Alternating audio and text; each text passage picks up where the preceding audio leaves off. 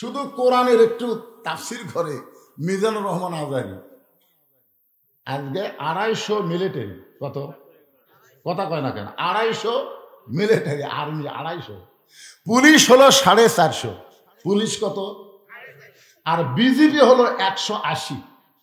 মিজানুর রহমানের মাহফিলকে কন্ট্রোল করতে পারতেছে না, লক্ষ লক্ষ মানুষ কোরআন পাগল হয়ে পেকুয়ার ময়দানে হাজির হয়ে গেছে। সুবহানাল্লাহ বলে। কি মনে করছেন কোরআনের পাওয়ার নাই? হাসিনা খালি না, হাসিনার 14 গোষ্ঠী এক জায়গায় যদি একত্র হয়, বিরিয়ানি দিয়েও মানুষ পাওয়া যায় না। যে 500 টাকা করে গাড়ি ভাড়া আর 1 প্যাকেট করে বিরিয়ানি, কাচ্চি বিরিয়ানি, এই সারা চামচা দ্বারা তারা খালি যাবি। জোরে কর কথা ঠিক না? আর বাকি কেউ যাবে না, সময়ের দাম নাই। আর কুটি বগুড়া, কুটি থেকে পেকুয়া কক্সবাজার, সেখানে আজকে মিজানুর রহমান আজাহারির কারণে আল্লাহর কোরআনের পাওয়ারে, জোরে কর সুবহানাল্লাহ। শুধু ওয়াজ শোনার দিক দিয়ে যদি কোরআনের এত পাওয়ার হয়, গোটা বাংলাদেশের মানুষকে এক জায়গায় করতে পারে, এ কোরআন যেদিন বাংলাদেশে চালু হবে সেই দিন বুঝবেন আল্লাহর কোরআনের পাওয়ার কি। এই কোরআন বাংলার জমিনে যখন চালু হবে, তখন বাংলাদেশের অবস্থাটা কেমন হবে আমি আপনাদেরকে সরাসরি দেখানোর জন্য বলতেছি, একটু দেখেন আল্লাহর হস্তে। এই অর্ধ পৃথিবীর খলিফা হযরত ওমর ছদ্মবেশে মদিনার অলি গলি ঘুরতেছেন আল্লাহর কোরআনকে দেখার জন্য। হঠাৎ হযরত ওমর দেখতে পাই 2 পাহাড়ের মাঝখানে একটা মরুভূমি, ওই মরুভূমির মধ্যে একজন রাখাল উট আর দুম্বা চড়ায়। হযরত ওমর আল্লাহর কোরআনকে দেখার জন্য রাখালের কাছে গেলেন।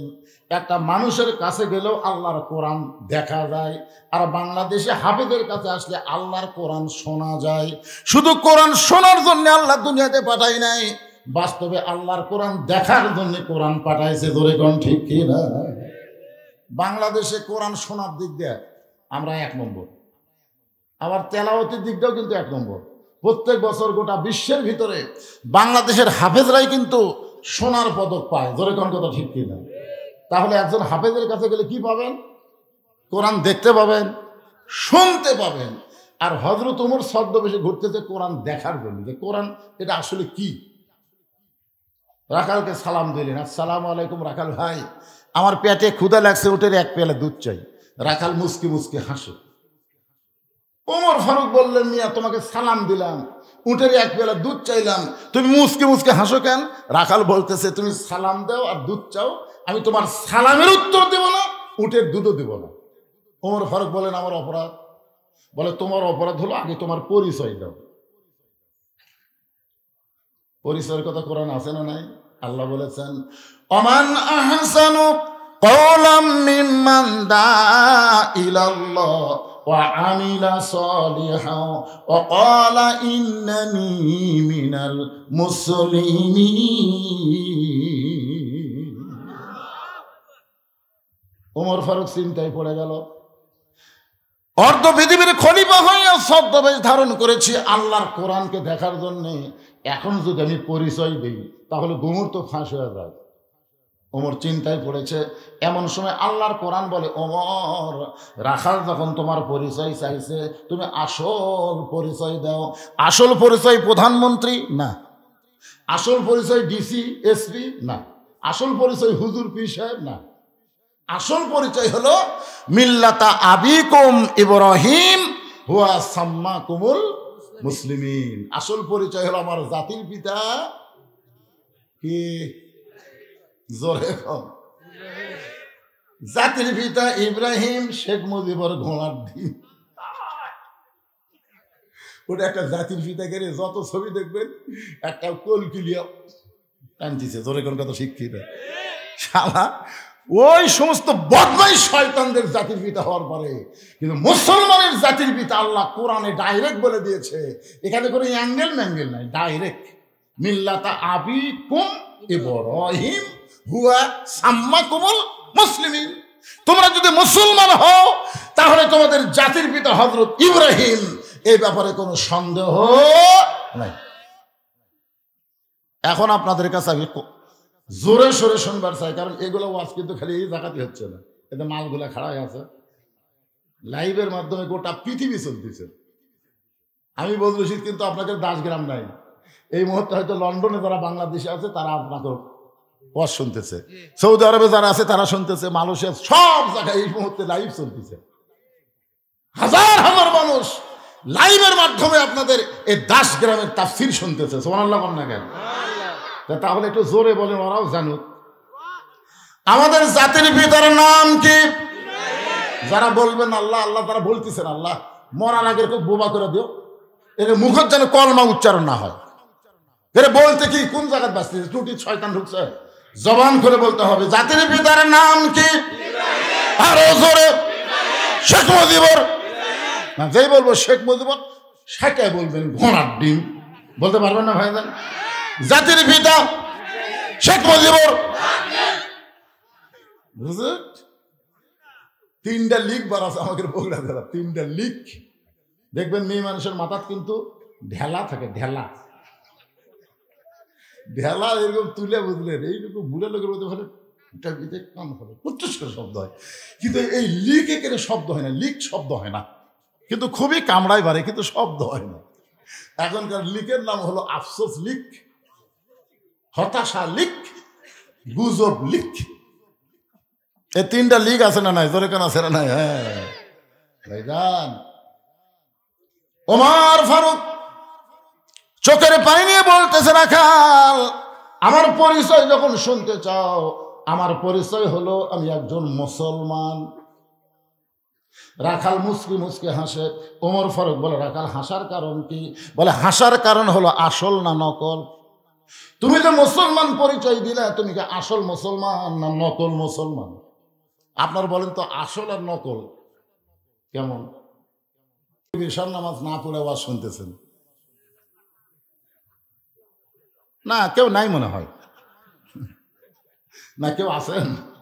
হাত তুলবার বলবো না, খালি চিন্তা করেন তো যে ফজরের আগে যদি আপনারা মরে যান, যদি ফজর আগে আল্লাহ মৃত্যু দেয়, এশাও নাই মাগরিবও নাই, ফজরের আগে মরিছে, তখন ফেরেশতা বলতেছে, আল্লাহ ই যে মরলো, এর রুহু কি হবে, এর রুহুটা কোন জায়গায় যাবে?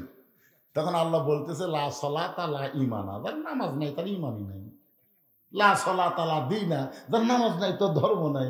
বাইনাল আবদি ওয়াল কুফরি তরকুস সালাত, বান্দা কাফেরের মধ্যে পৃথক করার জিনিসটাই হলো নামাজ। এই নামাজই বলে নিল কাফের।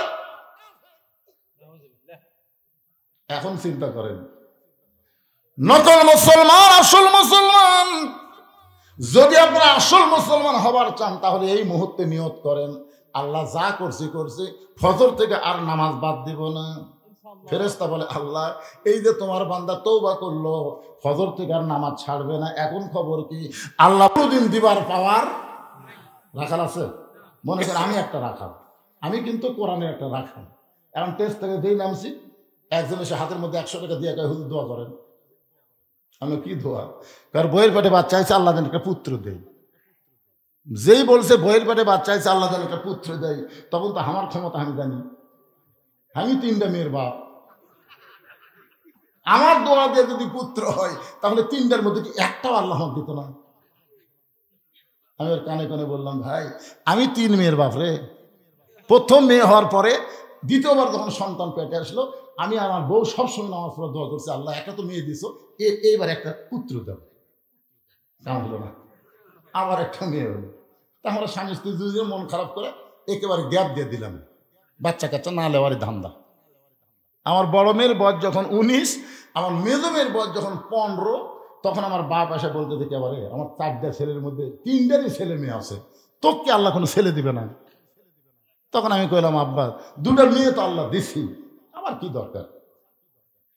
আমার বউ বলতে সাইড থেকে, না না আর দিবি না। আমার আব্বা বলতে, তুই কি বুড়া হয়ে গেলে বাবা, তুই কি বুড়া হয়েছ? এই কথা বলে আব্বা বের হয়ে গেছে, ইশারা বাস, তাই বুঝতে পারছে আব্বা কি করবে। তখন আমি বাপ মাকে নিয়ে 12 সালে হজ করতে গেলাম। 11 সালে তো আমি করে আসলাম, 12 সালে আমার বাপ মাকে নিয়ে গেলাম। যেখানে যেখানে দোয়া কবুল হয়, প্রত্যেক জায়গায় মাকে বলেছি, বাবাকে বলেছি, এই জায়গায় বলেন আল্লাহ যেন আমাকে একটা ছেলে দেয়। সব জায়গায় দোয়া করছে। আমি 13 সালে এসে আবার চান্স নিলাম, বহুদিন পর, যে বাপ মা মক্কা মদিনার দোয়া করছে, এইবার ছেলে না হয় যায় কোথায়? আল্লাহ সেইবারে আবার একটা মেয়ে দিল। তখন আমি বুঝলাম যে আমার দোয়া দিয়ে ওই বইয়ের পেটের বাচ্চা পুত্র হবে না। ওই আমাকে 100 দিছে, ওখানে 200 দিল। হুজুর আমি তো টাকা চাইনি, দোয়া হুজুর। অভিনয় পাগলা, আমি 3 মেয়ের বাপ। বলে হুজুর তাহলে আমার টাকা আমাকে দেন, আপনারটা আপনি দেন। ওই যখন 100 টাকা দিলাম, মারছে দৌড়। আমি পিছন থেকে হাত ধরে বললাম কোথায় যাবি? বলে কাউসারি হুজুরের কাছে যাবো। ওই মাহফিলে আমি আর কাউসারি 2 জনে বক্তা ছিলাম।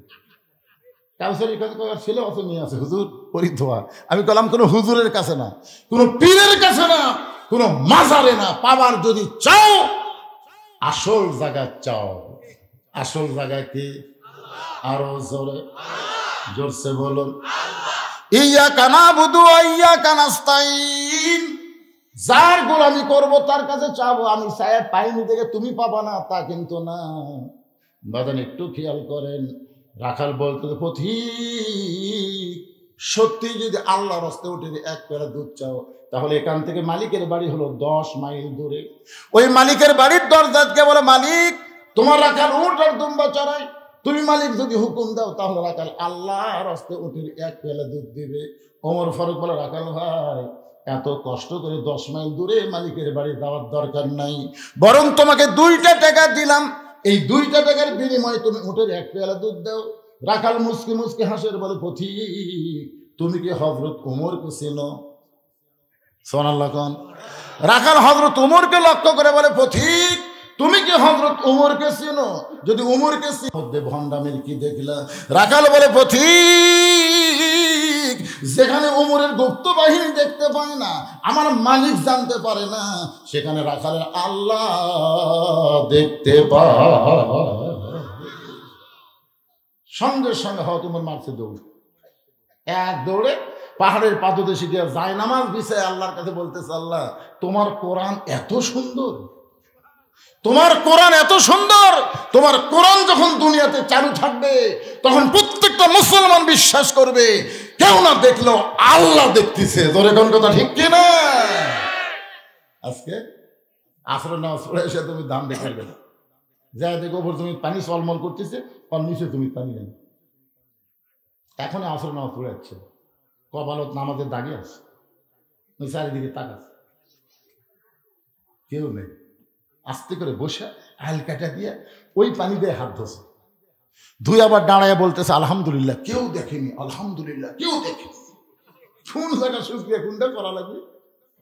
আপনার বলে তো ওই লোকটার নামাজ আছে কিন্তু কি নাই? এই ঈমান না থাকার কারণ হলো এই। ওমর ফারুক পাগলের মতন কান্দের বলে, আল্লাহ তোমার কোরআন এত সুন্দর, আমি রাখালকে দেখি নাই আল্লাহ এতক্ষণ পর্যন্ত, রাখালের ভিতরে তোমার গোটা কোরআন আমি দেখতে পাই। রাখাল পেছনে এসে বলতে, পথিক যতই কান্দ উটের দুধ আমি দিবার পারলাম না, তুমি যতই কান্দ উটের দুধ আমি তোমাকে দিবার পারলাম না। ওমর ফারুক বলে, রাখাল ভাই উটের দুধের কোনো দরকার আমার নাই, বরং তোমার কাছে আমি জানতে চাই তুমি না দেখা আল্লাহকে কলিজার মধ্যে জায়গা দিয়ে তুমি যে আল্লাহর কোরআন অনুযায়ী চলতেছ, এর বিনিময়ে তোমার চাহিদা কি?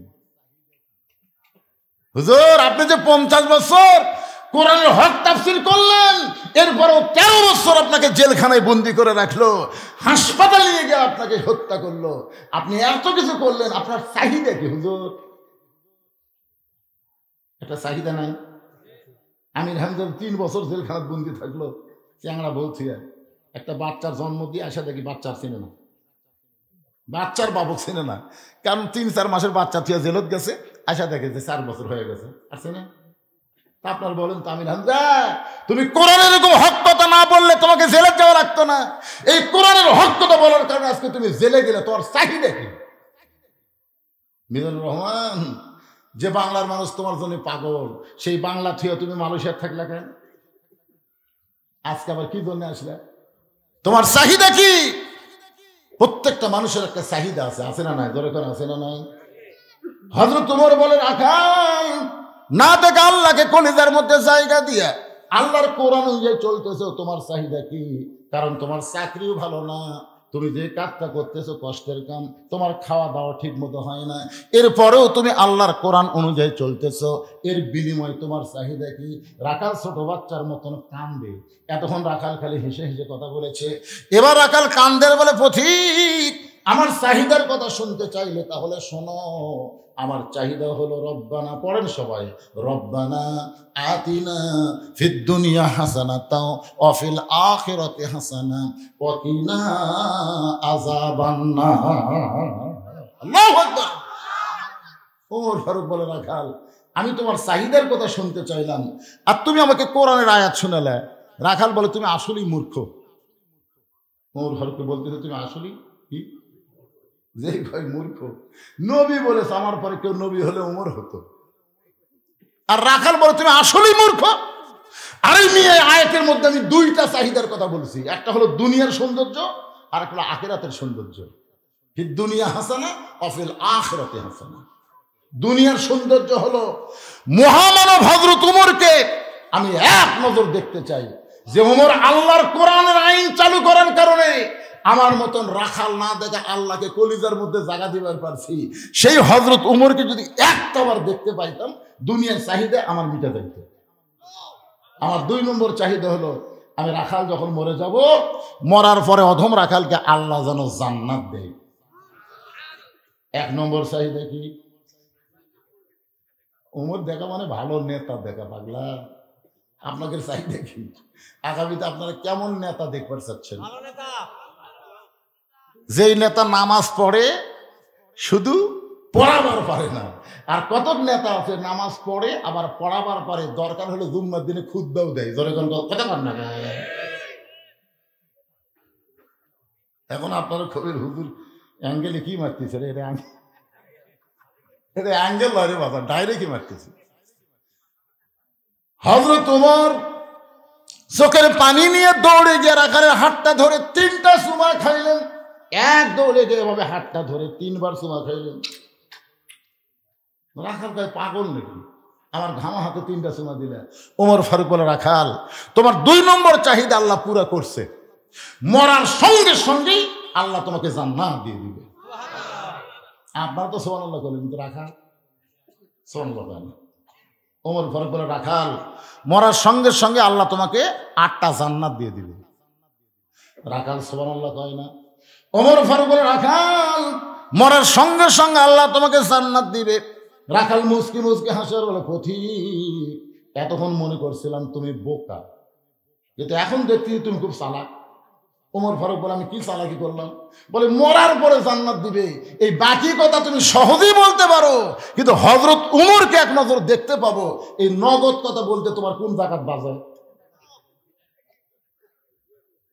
মরে গেলে জান্নাত, এটা সবাই কয়। টাকা দিল 10, বেশ তো ফসাফস। টাকা দিল 20, বেশ তো দিয়ে দিস। কতগুলো বক্তা আছে, মিলানি বক্তা, মিলে মিলে দেন না। এই সকালবেলা আদায় করে দেখবেন প্রত্যেকটা কথাটা মিলে মিলে করে।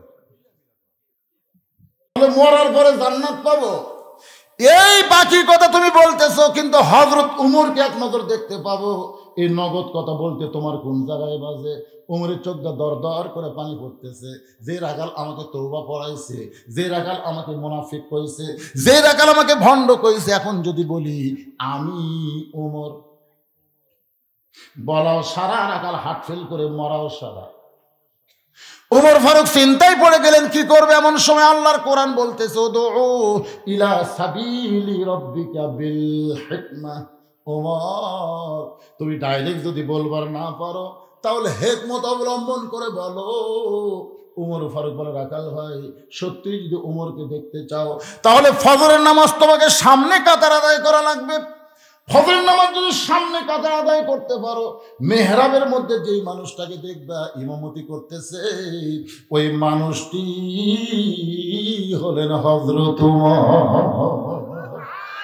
আল্লাহর কোরআন যখন বাংলাদেশ চলবে, প্রত্যেকটা এমপিকে নামাজ পড়লে হবে না, পড়ানো লাগবে।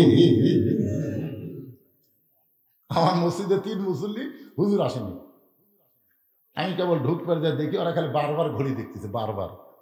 আর দরজার দিকে তাকে আছে, হুজুর ঢোকে না কেন? ওরা নামাজ পড়ে ঠিকই, পড়াবার পারে না, বুঝলেন? বারবার ঘড়ি দেখতেছে। তো আমি ঢুকলাম না, কারণ ঢুকলি তো আমার সামনে দিবি। আমি একটু ব্যাগ গেট দিয়ে জানলার ফাঁক দিয়ে তাকাই দেখি, এই 3 জনের মধ্যে একটা আওয়ামী লীগ, একটা বিএনপি আর একটা জামাত, আমার এলাকার। এখন বলতেছে একটা হুজুর আলো না রে, এখন আমরা কি একলা একলা পড়বো নাকি? তাও মালিক বলতেছে জামাত করি। তো জামাত বলতেছে তখন সামনে যাও। তখন বলতেছে ভাই পড়ি রে, পড়াবার পারি না।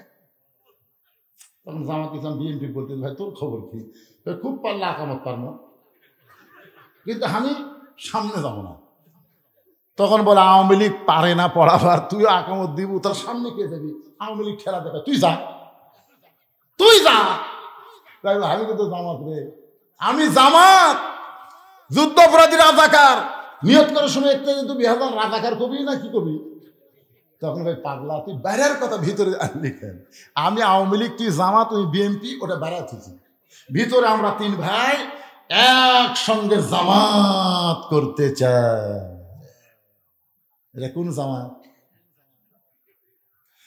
নামাজের জামাত বললে কেউ বেজার হবে না, তাবলিগ জামাত বললে কেউ বেজার হবে না, কিন্তু জামাতে ইসলাম বললে অনেকের কলিজাত আগুন ধরবে। ইসলামের জামাত যারা পছন্দ করে না, ওদের একটা ইবাদত আল্লাহ কবুল করবে না। ওয়াতাসিমু বিহাবলিল্লাহি জামিআ ওয়া লা তাফাররাকু। আল্লাহু আকবার। ইসলামের শত্রুরা লিল্লাহি তাকবীর। এখানে ইসলামের কোনো শত্রু নাই।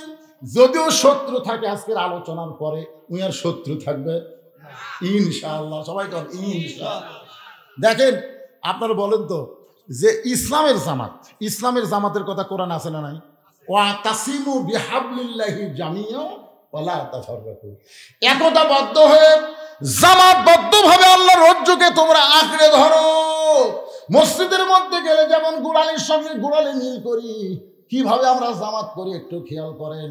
আল্লাহর বান্দারা, ওমর ফারুক বলতেছে রাখাল ভাই, সত্যিই যদি ওমরকে দেখতে চাও তাহলে ফজরের নামাজ তোমাকে সামনে কাতারে আদায় করা লাগবে। সামনে কাতার থেকে মেহরাবের মধ্যে যেই মানুষটাকে দেখবা ইমামতি করতেছে, ওই মানুষটি হলেন হযরত ওমর। রাখাল কাঁদতেছে। ওমর ফারুক বলে রাখাল কান্দো কেন? বলে কান্দার কারণ হলো আমি বারান্দার নামাজ পড়ি, আমি বারান্দার নামাজ পড়ি, আমি মসজিদের ভিতরে ঢোকার সাহস কোনোদিন পাই না। ওমর ফারুক বললেন কেন? বলে মসজিদের মধ্যে নবীর দামি দামি সাহাবী থাকে, সে জায়গাতে আমি রাখাল যাওয়ার পারি? ওমর ফারুক বলে রাখাল তুমি কম দামি আর মসজিদের মধ্যে দামি, এই কথা তো কোরআনের কোনো জায়গা নাই। কোরআনের কথা হলো ইন্না আকরামাকুম ইনদাল্লাহি আতকাকুম। ওই ব্যক্তি সবচাইতে দামি হয় যার কলিজার মধ্যে আল্লাহর বেশি ভয়। আপনার মনে করতেছেন সিয়ারত বসে ওয়াজ করতেছি আমি বেশি দামি, আর আপনার নিচে বসে ওয়াজ শুনতেছেন আপনার কম দামি। আর এরকম বাংলাদেশের হাজারো বক্তাকে জাহান্নামের শিকল দিয়ে আল্লাহ জাহান্নামে ফেলে দিবে, হাজারো বক্তাকে। অনেক বক্তা আছে ওয়াজ করে নিজেই ফজরের নামাজ জামাতে পড়ে না, এরকম বক্তা আছে না নাই? আল্লাহ রাসূল বলেছেন 2টা ওয়াক্ত নামাজ জামাতে না পড়লে তুই মুনাফিক হয়ে যাবি। একটা হলো ইশার নামাজ, একটা হলো ফজরের নামাজ। কি মনে করতেছেন? হয়তো হাসরে দেখা যাবে যে আমার জিব্বার মধ্যে বসি লেগে ফেরেশতারা আমাকে জাহান্নামে দিয়ে যাচ্ছে, আর আপনারা সবাই জান্নাতে যাচ্ছেন। আপনাদের মধ্যে একজন বলে হুজুর কি খবর, আমরা আপনার ওয়াজ শুনে আমল করে জান্নাতে যাচ্ছি, আর আপনাকে জাহান্নামে নিয়ে যাচ্ছে। আল্লাহ তখন বলবে এই বক্তার কথার সাথে আমলের মিল নাই রে। তখন আপনারাই হয়তো বলবেন আল্লাহ হুজুরের ওয়াজ শুনে আমরা জান্নাতে যাচ্ছি, হুজুরক না হয় জান্নাতে দেন। আল্লাহ তখন বলবো আল্লাহ তাস্তাহি আনফুসুকুম, এই জান্নাতীদের কথার দ্বারা আমি জাহান্নামী বক্তাকে আবার জান্নাত দিয়ে দিলাম। বুঝছেন? আপনাদের উসিলাই আল্লাহ হয়তো আমাকে জান্নাত দিবার পারে। আল্লাহ বলেছেন লিমা তাকুলু মা লা তাফালুন, কথা বলবে ভালো ভালো, আমল করবা না। এই দুনিয়াতে বক্তা হও, হুজুর হও, পীর সাহেব হও, কিন্তু আসল জায়গায় গিয়ে ধরা খাবা। জোরে বলেন কথা ঠিক কিনা? ওমর ফারুক বলে রাখাল ভাই তুমি কম দামি আর ভিতরে দামি দামি, এই কথা তোমারে কে বুঝাইলো? ফজরের নামাজ সামনে কাতারে আদায় করো। রাখাল বলতেছে আজকে এশার নামাজ পড়ার পরে আমি আর বাড়িতে যাচ্ছি না। ওমর ফারুক বলেন কেন? বলে এশার নামাজ পড়ে বাড়িতে গেলে ফজর সামনে কাতারে পাওয়া যাবে, তাই আমি এশার পর থেকেই ফজরের নামাজ সামনে কাতারে যাওয়ার চেষ্টা করব। ওমর ফারুক বললেন রাখাল বলো তো ফজর থেকে জোহর আর এশা থেকে ফজর এই 2 ওয়াক্ত লম্বা কেন? খুব খেয়াল করবেন, এশা থেকে ফজর আর ফজর থেকে জোহর এই 2 ওয়াক্ত লম্বা কেন?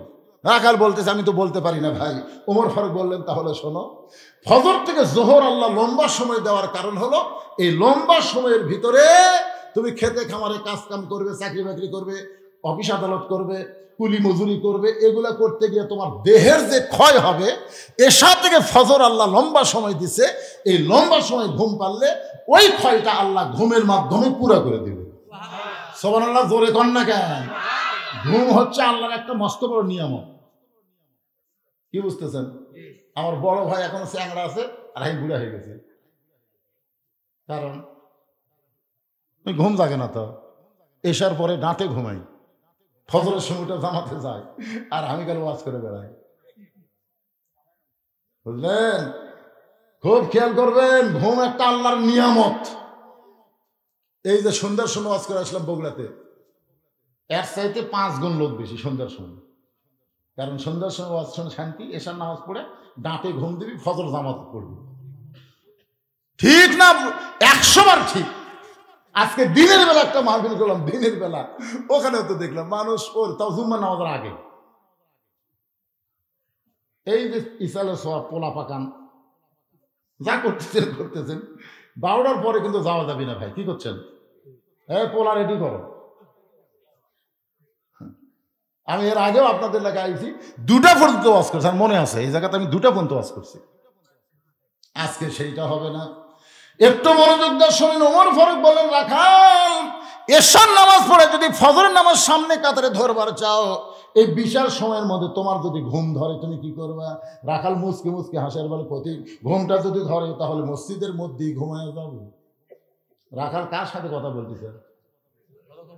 রাখাল জানে এমন একটা বেয়াদবি কথা বলছে, ঘুম যদি ধরে মসজিদের মধ্যেই ঘুমাবো। ওরে বাবা রে, এটা কার কাছে রে? উমরের চেহারা রক্তের মতো লাল হয়। মসজিদের মধ্যে ঘুম পাড়ার দলিল দে। মসজিদের মধ্যে তুই ঘুম পাড়বি, তার দলিল লাগবি না? জোহরের নামাজ পড়ে সবাই চলে গেছে, ওরা 3 জন 4 ফ্যান দিয়ে গল্প করতেছে। এবারে আলুতে এবার ভালোই দাম হলো রে, সামনে এবার কি হবে? যে আলু লাগাছে ভাই। 3 জন মিলে 4 ফ্যান দিয়ে গল্প করতেছে, 1-1 ঘন্টা হয় গল্প ছাড়ে না। ফেরেশতা বলে, আল্লাহ সবাই নামাজ পড়ে বাড়ি গেল, এরা 3 জন যে 4 ফ্যান দিয়ে গল্প করতেছে, এর কি রেজাল্ট কি? আল্লাহ বলতেছে, এরা গল্প করার সময় যে মাথার উপর ফ্যান ধরেছে, এই ফ্যানের কারেন্টের বিল এই 3 জন আলাদাভাবে না দেওয়া পর্যন্ত এরা জান্নাতে যাওয়ার পারবে না। কারণ মসজিদের বাপের ঘর না যে ইচ্ছা মতো ফ্যান ঘুরাবি। জোরে কর কথা, ঠিক কিনা? কি মসজিদের মধ্যে ঘুম পাড়া ওমর ফারুকের চেহারা রক্তের মতো লাল। রাখাল আজানের গুরুত্ব দিও। 5 ওয়াক্ত নামাজের ভিতরে সবচাইতে গুরুত্বপূর্ণ আজান হলো ফজরের আজান। ফজর আজান শোনার পরে যারা চেতন পায়, কম্বল লাগতে মারে, মিন শারিল ওয়াসফিল খান্নাস, ওই সময় যা মজা লাগে বুঝলেন। কতগুলো ছেলে ফেলে আজান খুব খারাপ লাগে বুঝলেন, খুব খারাপ লাগে। এই জন্য মাথার উপর কম্বল দিয়ে এখন পাও বার হবি, পাও টানে বুকের কাছে লিয়ে থই, বাইরে থেকে মনে হবি যে কম্বলের মধ্যে চাউলের বস্তা ঢেকাতেছে, আঁকাও নেই মাথাও নেই। আপনি একজনের এরকম ঢাকা, একজনের আপনি একদিন কম্বল আলগা করে দেখবেন, কম্বলের তলে আর সাইজ আর সাইড ঠিবে কুত্তের সাইজ একই সাইজ। এই মুহূর্তে একটা স্লোগান দেওয়া লাগবে, হক কথা। ফজরের নামাজ ভাত দিয়ে ঘুম পাড়ে যারা, কুত্তার আমল করে তারা। বলতে পারবেন ভাইজান? ফজরের নামাজ বাদ দিয়ে ঘুম পাড়ে যারা, দেখেন তো কে কে বলে না, বুঝবেন ওই আজকে ধরা গেল। এই কথা আমি নাটোর লালপুরে, এই যে মিডিয়ার আছে ওরা জানে আমি নাটোর লালপুরে এই কথা যেই মাত্র করেছি, ফজরের নামাজ বাদ দিয়ে ঘুম পাড়ে যারা, কুত্তার আমল করে তারা, বলা মাত্রই 4-5টা কুত্তা দৌড়াচ্ছে। আচ্ছা, আমি যেখানে ওয়াজ করছি সাইটি, আমি ওয়াজ ধরতি, মানে মুয়াজ্জিন আজান দিলে যেরকম কুত্তা ভোগে ঠিক হয়ে গেল। কে রে, কি ভুল করলো রে, কুত্তা সেই রকম জিকির শুরু করলো। তারপরে আল্লাহর কোরআন আমাকে বলতেছে, সুম্মা রাদাদনাহু আসফালা সাফিলিন। কি কইছে? আমি তখন আবার স্লোগান পরিবর্তন করে বললাম, ফজরের নামাজ বাদ দিয়ে ঘুম পড়ে যারা কুত্তার চাইতো খারাপ তারা। যেই বলছি কুত্তার চাইতো খারাপ, কুত্তা চারটে দূর। কুত্তা বুঝা খেয়ে গেল বেনামাজের চাইতে আমরা অনেক ভালো। আর কথা কয় না। সুম্মার অদাব না হোক আসফালা সাফিলিন, এই আয়াতের অর্থ হলো এরা পশু জন্তু জানোয়ারের চাইতো জঘন্য। আগে আল্লাহ বলেছেন লাকাদ খালাকনাল ইনসানা ফি আহসানি তাকবীম সুম্মা রাদাদনাহু আসফালা সাফিলিন। এতদিন রাখাল নামাজ পড়তো বারান্দায়, আজকে হযরত উমরকে দেখার জন্য রাখাল নামাজ পড়বে সামনে কাতারে। যেই মাত্র মুয়াজ্জিন ফজর আযান দিয়েছে, রাখাল জোরে জোরে মসজিদের দরজায় এসে দোয়া পড়তেছে, আল্লাহুম্মা ইফতাহলি আবওয়াবা রাহমাতিক।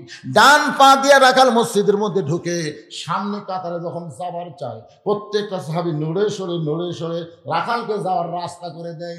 রাখাল মনে মনে কয়, আল্লাহ এতদিন বারান্দার থেকে কি ভাবলাম ভিতরে দামি দামি সাহাবী, কিন্তু আজকে ভিতরে ঢুকে দেখতেছি আমিও যা এরাও তাই। সুবহানাল্লাহ। হ্যাঁ, আপনি ভিতরে না ঢুকলে বুঝতে পারবেন তো।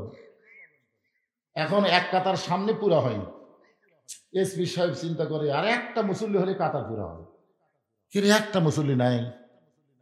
এসপি তাকায় দেখে দরজা চৌকিদার খাড়া হয়ে আছে, মসজিদের দরজা কে খাড়া হয়ে আছে?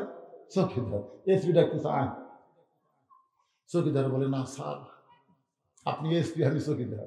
এসপি কয়, পাগলা ওটা বাইরের কথা। বাহিরের কথা হলো তুই চৌকিদার আমি এসপি, আর ভিতরের কথা হলো আমরা দুই ভাই একসঙ্গে কাতার সোজা করতে চাই। ধরেন সুবহানাল্লাহ। এত দামি কথা শোনাও চৌকিদার আসে না, ভয় যে বাইরে যে এসপির সাইজ, এখন ভিতরে কি হবি? এসপি নিজে জায়গা ছাড়া দেয়, চৌকিদারের টানে লিয়াচ্ছে, খাড়া হয়। এতে দাগ কাটা আছে, দাগ দেখিস নি? এই দাগের কাছে আমার গোড়ার সাথে তোর গোড়ায় লাগা। চৌকিদার বলে, স্যার আপনি দামি জুতা পাওয়া দেন তো, আপনার গোড়া তেলা স্যার। কিন্তু আমি চৌকিদার, বেতন যা ভাই, জুতা কিনা টাকা নেই, পায়ের গোড়া ফেটে গেছে স্যার। এখন ফাটা তেলা যদি একটি ঘর্ষণ লাগে, যাকে পাও ফাটে তারা জানে। স্বামীর পাও ফাটছে, স্বামী স্ত্রী হুন্না লিবাসুল্লাকুম ওয়া আনতুম লিবাসুল্লাহুম। দুইজনে এক কম্বলের মধ্যে ঘুম পাচ্ছি, তো ফাটা পাও, খালি বইয়ের পাও তো একটা ঘর্ষণ কাছে। বউ ঘুমোতে গেলে আব্দুল মহরণা মাপ দিলাম, তুমি ল্যাপ কিনো।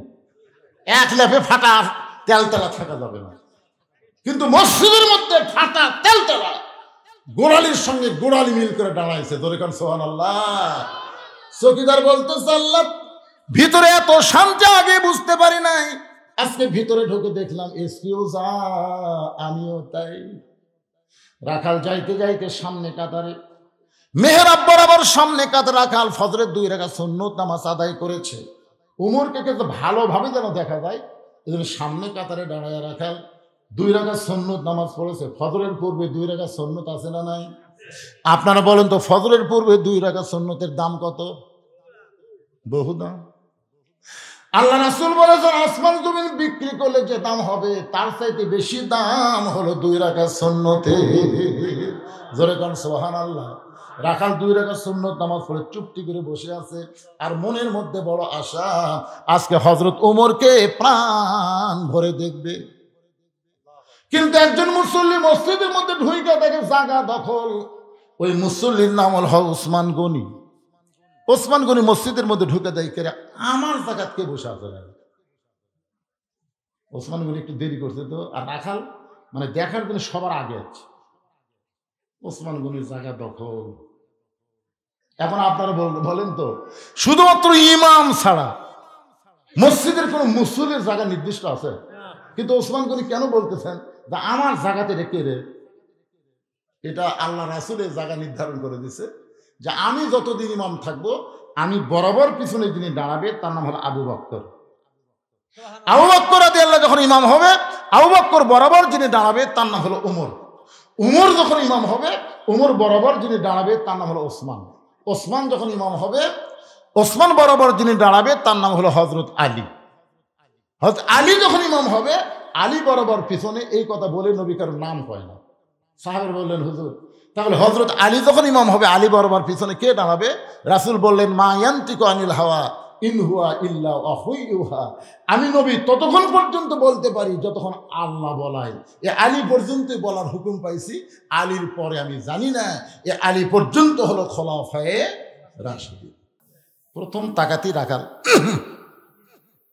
দ্বিতীয়বার তাকাত মূর্খ মানুষ, তৃতীয়বার যেটা মিয়া বারবার কি দেখো মিয়া। ওসমান গনি ভয়ে লাভ দেওয়া। ওসমান গনি কয় ভাই রে আমি জীবনে তোমার কোনোদিন দেখিনি, একটু ভালো করে দেখতেছি, আর তুমি এমন গরম হলে তোমার পরিচয় কি? বলে আমার পরিচয় হলো আমি একজন রাখাল। যেই কইছে রাখাল ওসমান গনি মুসকে মুসকে হাসতেছে। মুসকে মুসকে হাসার কারণ হলো রাখাল করা হবে, তাদের ভাষা নরম থাকলে হবে না, রাখালের ভাষা গরম হওয়া লাগবে। আল্লাহ রাসূল বলেছেন প্রত্যেকটা অভিভাবককে আল্লাহ তাআলা রাখালের দায়িত্ব দিয়ে দুনিয়াতে প্রেরণ করছে। আপনি গরু ছাগল চড়াবেন, দয়াও করবেন, কিন্তু ঘাস বাদ দিয়ে যখন আবাদের দিকে যাবি তখন কি বলবেন? বাবা গরু, বাবা গরু, ওদিকে যাস না বাবা, ওদিকে আবাদ আছে। এই লরম কথা গরু শুনবি। আর যদি এই গরু এক ধাপ যদি সামনে পা দেশ, এই লাঠি দেখ, মানুষের চাইতে গরুর কান ভালো, ওই লাঠি থেকে আবার ফেরত চলে আসবে। এখন হয়তো আপনারা মনে করতেছেন হুজুর আমাদের তো গরু ছাগল নাই, আমরা কার উপর রাখালি করব? আপনি চোখ বন্ধ করে দেখেন আছে, চোখ বন্ধ করে দেখেন আছে, আপনার বাড়িতে 42 বছরের একটা গাভী আছে। রূপকত্বে কইলাম আসলত্ব বুঝা লিবেন, এই গাভী মনে করেন আপনার বউ। এই ভারতের চ্যানেল দেখে আপনি এশার নামাজ পড়ে এসে বাড়িতে কেবল পাওয়া দিয়েছেন, আপনার বাড়ির থেকে হরি হরি হরি হরি লুলু হরি হরি হরি করে কে রে? আমি সামনে কাতারে নামাজ পড়লাম, মুসলমানের বাড়ি হিন্দুকের পূজার বাদ্য বাজাকেন। আপনি ঘরের মধ্যে দেয় দেখেন আপনার ম্যাডাম ভারতের স্টার জলসা দিচ্ছে। এখন আপনি বলেন রাখালি করবেন না? কন আপনার বইয়ের উপর রাখালি করার কথা রাসূল বলেছে, আল্লাহ বলেছে। আপনি বউ দেখি বলবেন ময়না দেখো দেখো ময়না, এটা রাখালি হলো? বাবা গরু ওদিকে যাস না বাবা, এটা রাখালি হলো? এই ভারত 400 বছরের পুরাতন বাবরি মসজিদ ভাঙ্গা রাম মন্দির তৈরি করছে। এই ভারতের কোন চ্যানেল মুসলমানের বাড়িতে চলবে না, ধরে কোন কথা লিখবে না। আর একবার যদি ভারতের চ্যানেল দেখিস তো দৌড়ে এসে পাউত করবি, কারণ মরদ মানুষ যখন গরম হয়, মেয়ে মানুষ তখন ফেরেশতা হয়। আপনার মারার কথা বলতেছি না, একটু রাখালি করবেন। আপনার 22 বছরের একটা আড়িয়া গরু আছে, এই আড়িয়া গরুর রূপে করতে কইলাম আসল কথা হলো 22 বছরের একটা ছেলে আছে, এই ছেলে সারাদিন খালি মোবাইল নিয়ে ঘোরে, আছে না নাই? এ কথা কন না কেন, আছে না নাই? সব সময় মোবাইল নিয়ে থাকে। ওর আবার কয়টা বন্ধু আছে, ওরা এক জায়গায় জড়ো হলে কিন্তু কোনো গল্প নাই, মনে হয় মোনাজাত করতেছে, এরকম সবসময় মোনাজাত। আর 2-1টা মির্কি আলা,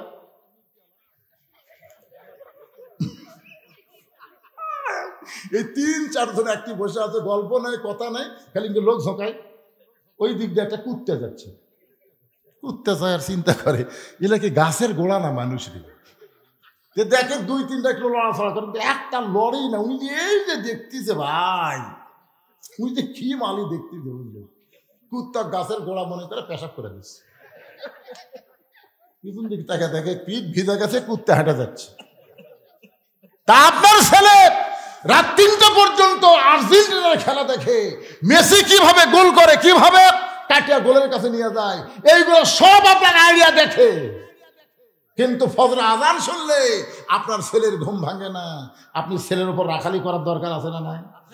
আপনি জানেন আপনার ছেলে যখন এই ফজর আজান সময় ঘুম পাড়বে, এই ছেলে সকালবেলা উঠে চলে যাবে স্ক্যান করে, এমন একটা ফুল প্যান্ট পরে কলেজে যাবে। আপনি মনে করেন আমার ছেলে তো সেই ছেলে রে, সারাদিন ঘরে পেশাব করে খাড়া হয়ে থাকে, পানি টানি নেয় না, টপ টপ করে পেশাব দিয়ে সব মাখা ফেলা নাপাক অবস্থায় বাড়ি ফিরে আস। আপনি একজন বাবা হিসাবে আপনার ছেলের দিকে রাখালি করার দরকার আছে না নাই? যেরকম আছে না নাই? আপনি বলবেন বাজান আসো মসজিদে যাই, আবার আসার পরে বলবেন বাবা একসাথে আমরা ভাত খাই, একই সঙ্গে ভাত খাবেন, একই সঙ্গে নামাজ পড়তে যাবেন। আপনার বাড়িতে একটা 17 বছরের বকনা আছে, বকনার উপর করতে কইলাম, আসল কথা হলো একটা মেয়ে, মেয়েটার বয়স হলো 17 বছর। এই মেয়েটাকে আপনি বাবা হিসাবে কি বানাবেন? পরিমণি বানাবেন না ফাতেমা বানাবেন? বাবা হিসাবে আপনার সিদ্ধান্ত নেওয়ার দরকার আছে না নাই? এ কথা কোন আছে না নাই? আপনার মেয়েটাকে আপনি কি করবেন? যদি রাখালি করেন তাহলে আপনার মেয়েটা ফাতেমা হবে, আর যদি রাখালি না করেন আপনার মেয়েটা আস্তে আস্তে পরিমণি হবে। একজন মুসলমান তার মেয়েকে কোনো সময় পরিমণি করবে না, একজন মুসলমান তার মেয়েকে ফাতেমা বানানোর চেষ্টা করবে। জোরে কোন ঠিক কি না? আল্লাহর নবী মেয়েটার সামনে দাঁড়িয়ে বললেন, ফাতেমা তুই কখনো মনে করিস না মা, তোর বাবা আল্লাহর নবী বলে তুই জান্নাতি, তোর বাবা বিশ্ব নবী বলে তুই জান্নাতি, এইটা কখনো মনে করিস না মা। ফাতেমা বলে, বাবা আমি তো সব সময় মনে করি আমার বাবা হলো বিশ্ব নবী, এই কারণে আল্লাহ আমাকে জান্নাত দিবে। রাসূল বলে, ফাতেমা রে তোর বাবার কারণে আল্লাহ তোকে জান্নাত দিবে না, জান্নাতে যদি যাবার চাস মা জান্নাতের আমল করে তোকে জান্নাতে যেতে হবে। ফাতেমা বলতেছে, বাবা তাহলে কি আমল করব যে আমল করলে আল্লাহ আমাকে জান্নাত দেবে? রাসূল বললেন, ফাতেমা মাত্র 4টা আমল করবি মা। 1 নম্বর হলো পর্দা, পর্দা যদি না থাকে পরের 3টা আমলের কোনো দাম নাই। 2 নম্বর হলো স্বামীর কথা মতো চলা, 3 নম্বর হলো 5 ওয়াক্ত নামাজ পড়া, আর 4 নম্বর হলো রমজান মাসে রোজা রাখা। মাত্র এই 4টি আমল যদি করতে পারিস ফাতেমা, 8টা জান্নাতের দরজা আল্লাহ খুলে দিবে, যে কোনো দরজা দিয়া তুমি জান্নাতে প্রবেশ করবা। ফাতেমা বলতেছে, বাবা এই 4টি আমলের মধ্যে সবচাইতে গুরুত্বপূর্ণ আমল কোনটা? আল্লাহ রাসূল বললেন পর্দা। আমার মায়েরা যারা পর্দার অন্তর আছে একটু মনোযোগ দিয়ে শোনেন।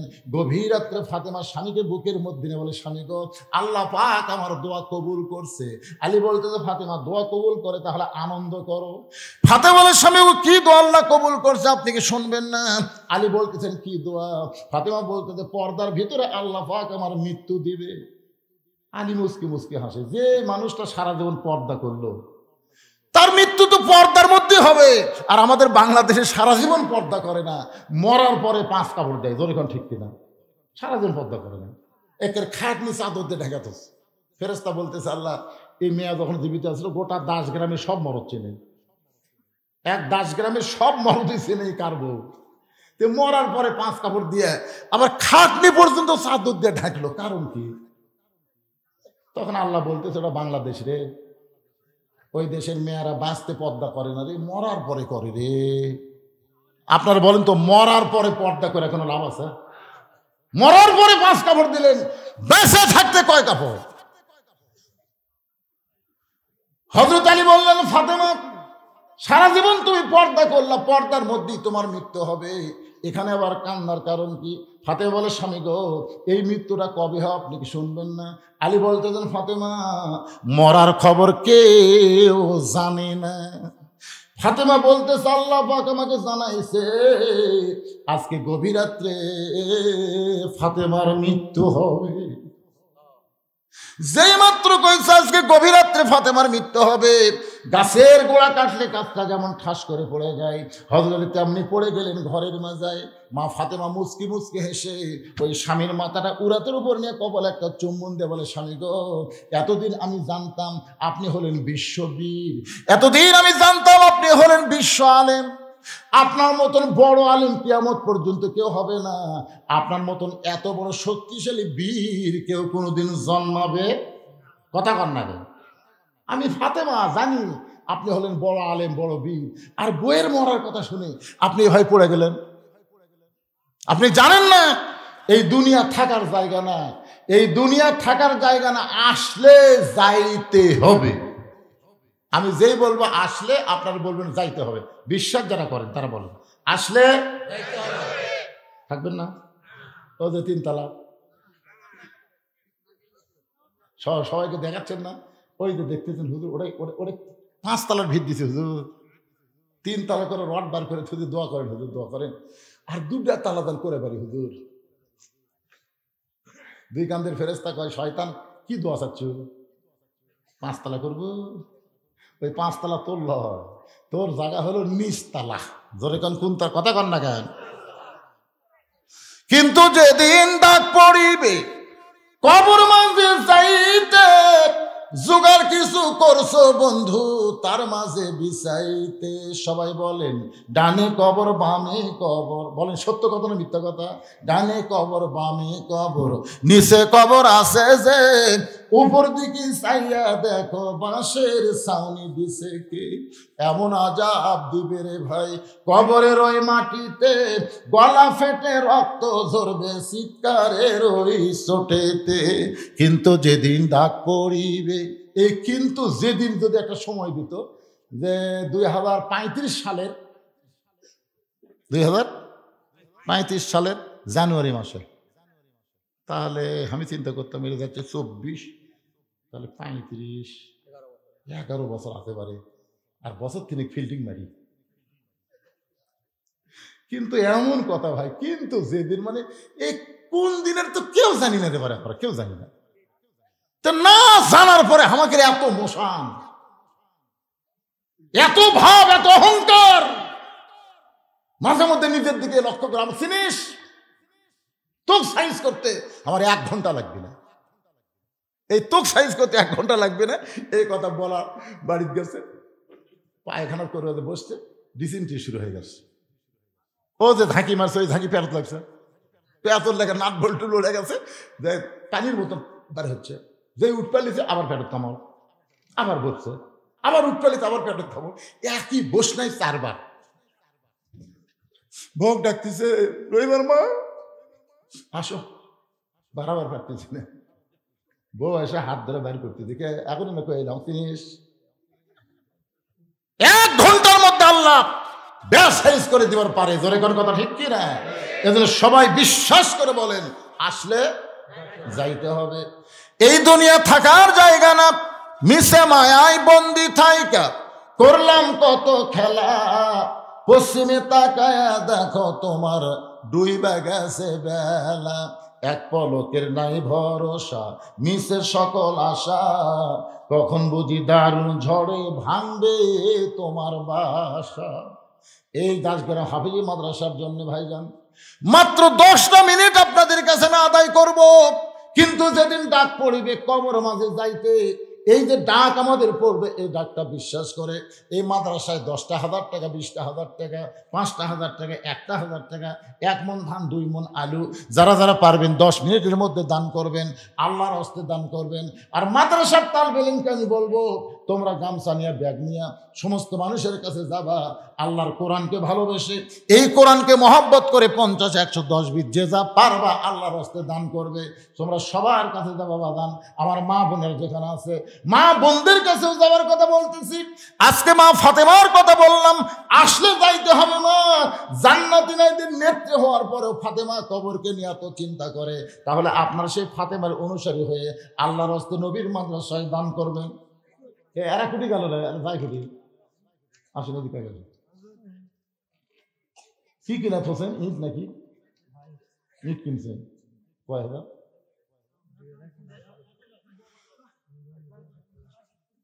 জোরে জোরে কম, 2,000 কিনছেন, কয় হাজার লাগবে?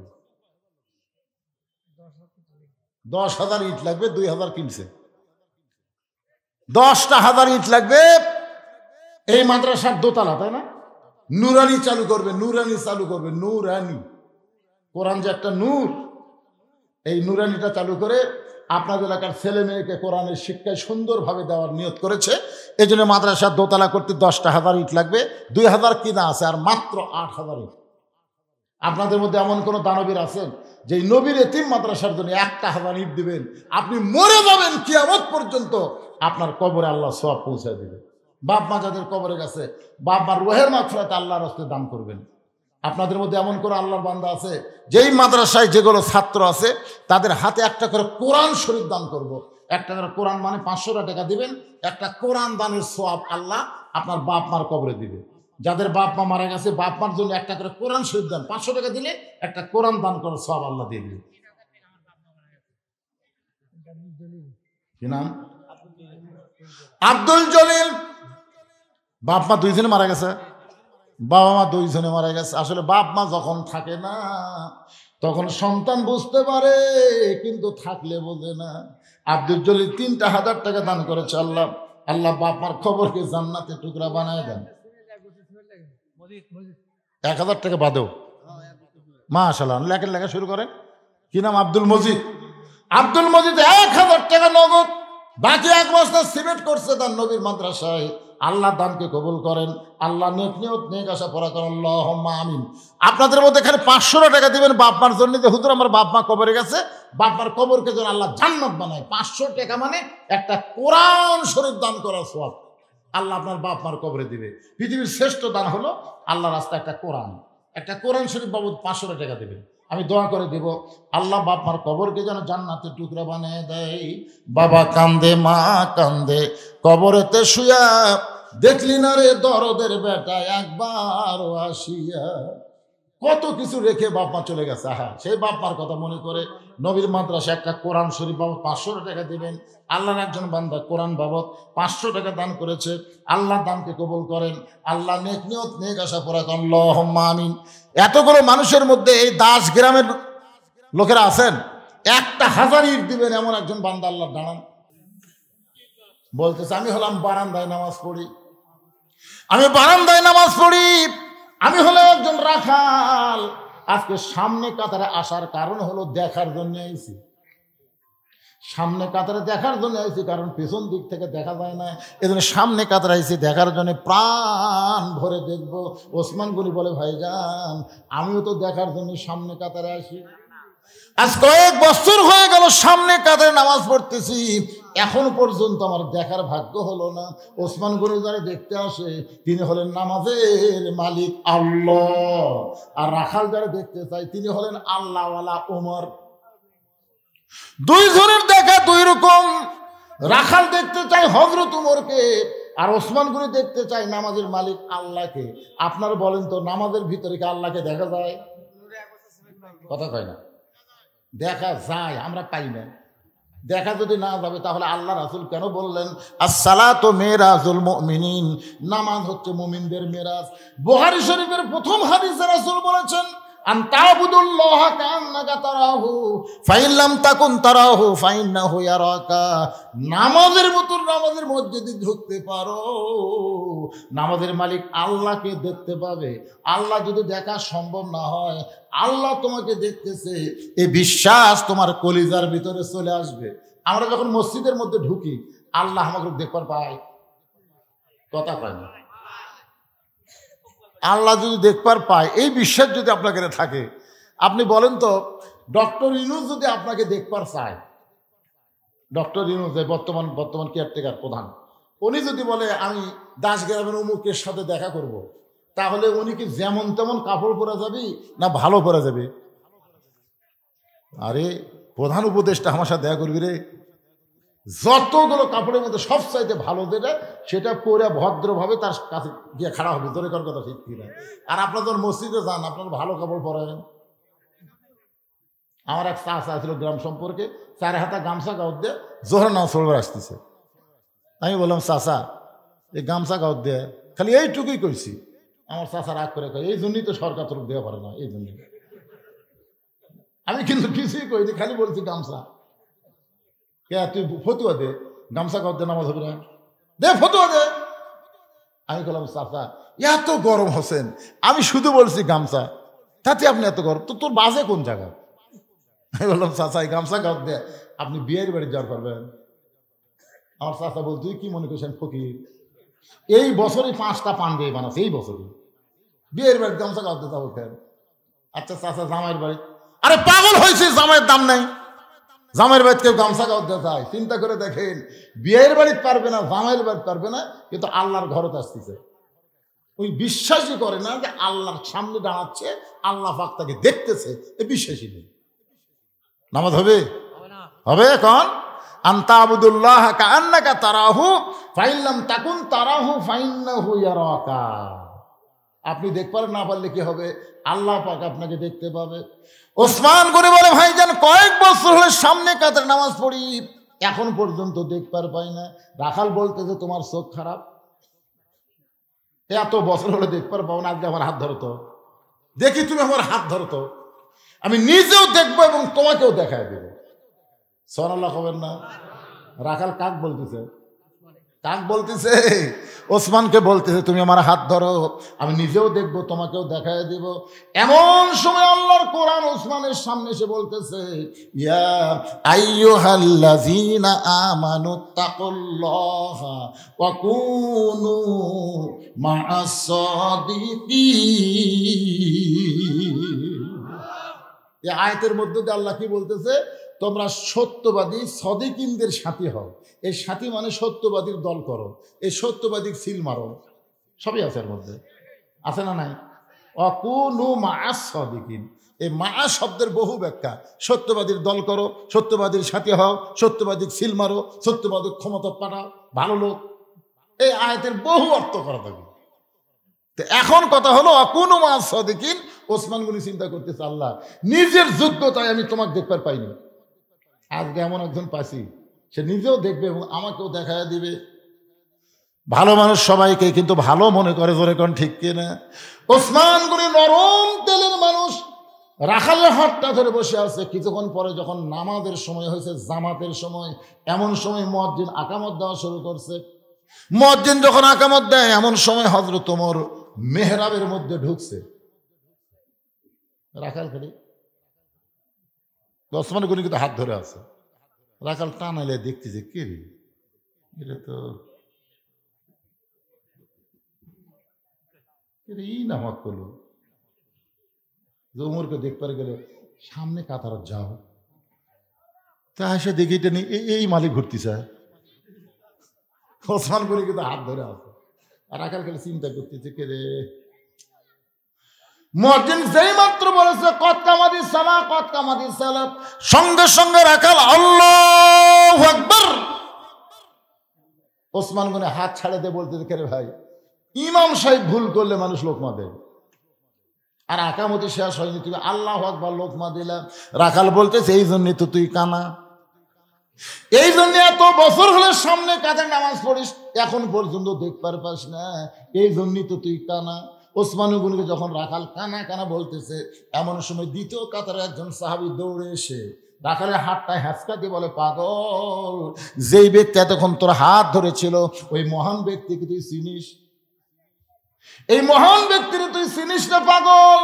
রাখাল বলতেছে, বারান্দার নামাজ পড়ি, ভিতরের কাউকে আমি চিনি না।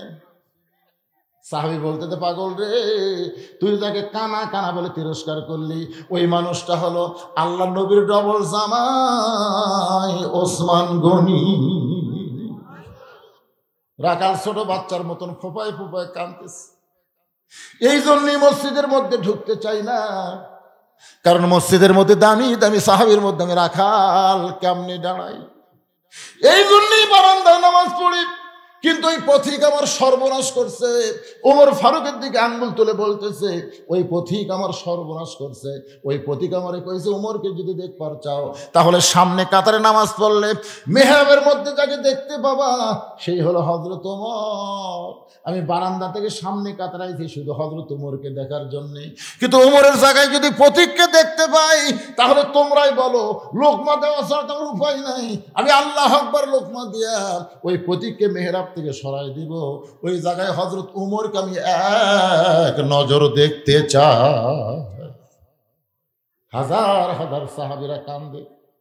মসজিদের ভিতরে সমস্ত সাহাবী যখন কাঁদতেছে, রাখাল চিল্লায় বলে, বারান্দায় নামাজ পড়া ভালো, এই ভিতরে কেন কান্দা কান্দি শুরু হয়ে গেল? ওসমান গনি বলে, রাখাল ভাই, ভিতরে কান্দার কারণ হলো তুমি যারে পথিক পথিক বলতেছো তিনি হলেন হযরত ওমর।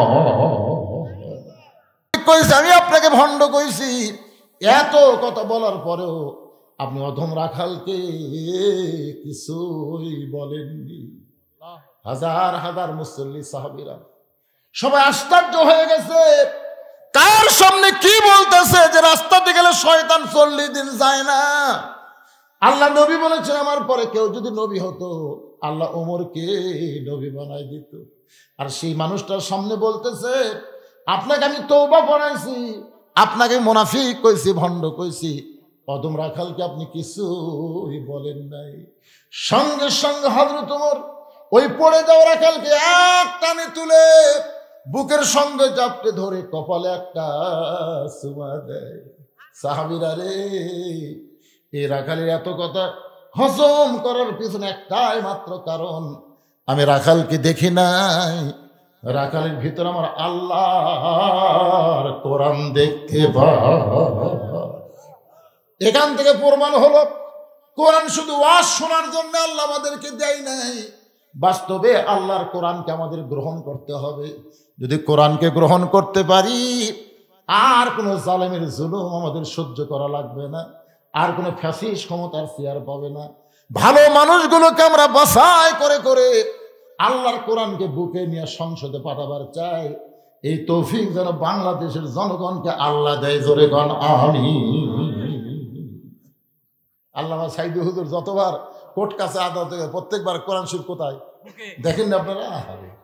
এই জন্যই তাকে বলা হতো কোরআনের পাখি।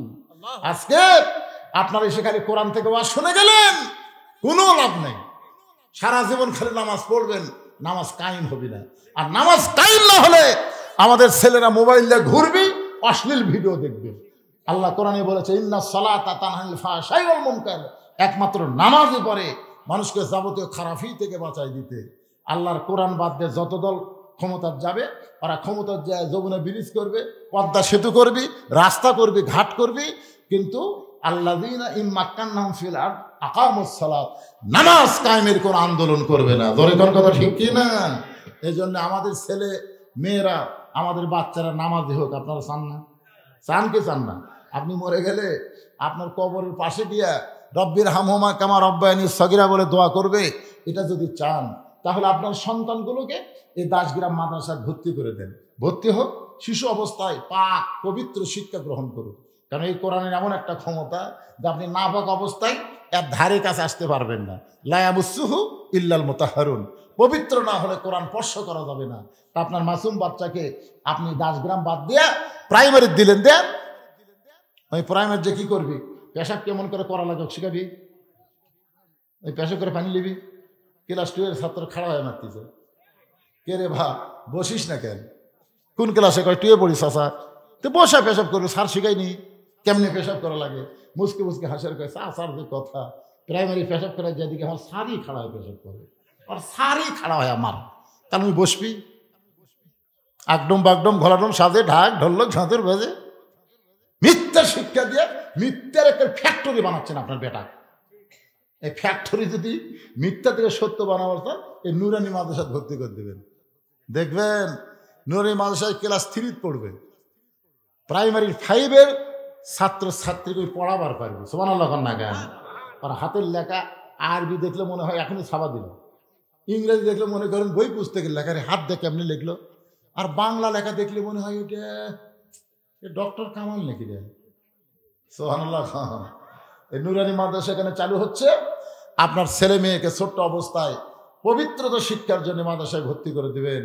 খালি গাইবান্ধার এসে মাথার পাগড়ি দিয়ে যাবি আর দাসগ্রামের লোকেরা চাই আছে দেখবি, এটা যেন আগামীতে না হয়। আপনাদের চেষ্টা করার দরকার আছে না নাই? আমি প্রথম থেকে শেষ পর্যন্ত এই কোরআনকে নিয়ে আপনাদের সামনে আলোচনা করলাম।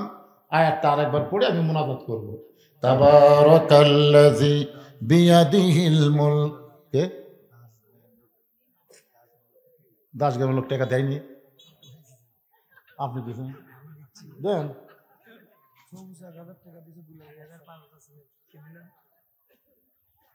দাসগ্রামের লোক মানে লিজে দিবি তো 2000 টাকার সাথে কয় বস্তা? নাম কি?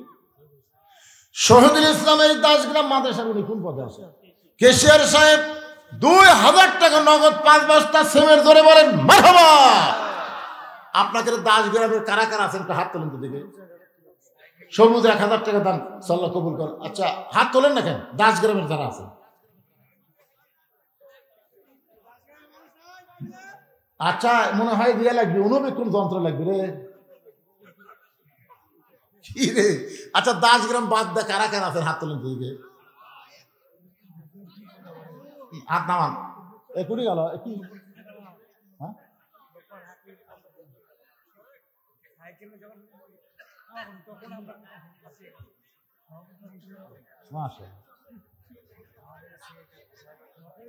সেক্রেটারি সাহেব কোথায়? সেক্রেটারি সাহেব বহু মাহফিল করলাম এই বয়সে, কিন্তু এইরকম দেখিনি যে হাজার হাজার মানুষের মধ্যে 5-6টাই গ্রামে আর সব বাইরে। আরে সেক্রেটারি টাকা রাখবে কেন? তারই মাদ্রাসার মাহফিল, সে মাদ্রাসার সেক্রেটারি। কেশিয়ারের টাকা রাখবে কেন? কেশিয়ারের মাদ্রাসা, মাদ্রাসার কেশিয়ার।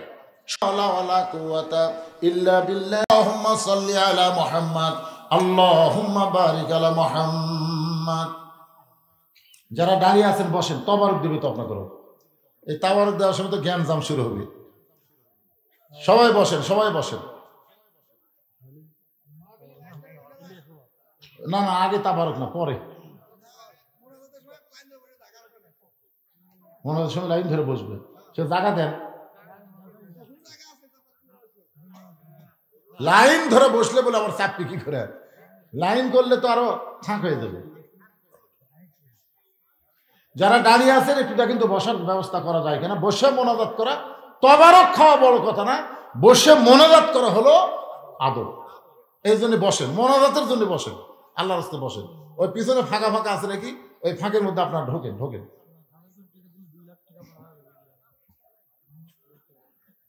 এখানে আয়না বক্তাকে না এরকম ভিক্ষা না করে আপনারা গ্রামের বাড়ি বাড়ি যায় আদায় করবেন, সেটাই ভালো। মাদ্রাসা চালাবার গেলে এরকম করে এখানে এসে চাইয়া চিন্তা ফকিরের মতো কাম হবে না।